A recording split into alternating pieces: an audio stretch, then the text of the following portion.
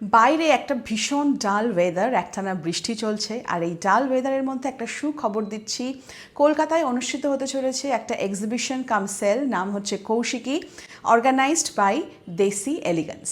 কবে হচ্ছে? 14th and 15 July. কোথায় হচ্ছে? 134 শরৎ বোস রোড, উৎসব ম্যারেজ হাউস, দেশপ্রিয় পার্ক, ক্রসিংয়ের ঠিক উল্টো দিকে, মানে কলকাতায়। সময় হচ্ছে 12টা থেকে রাত্রি 9টা অবধি। এবার বলি এক্সিবিশন কাম সেল এই কৌশিকীতে কি কি থাকছে।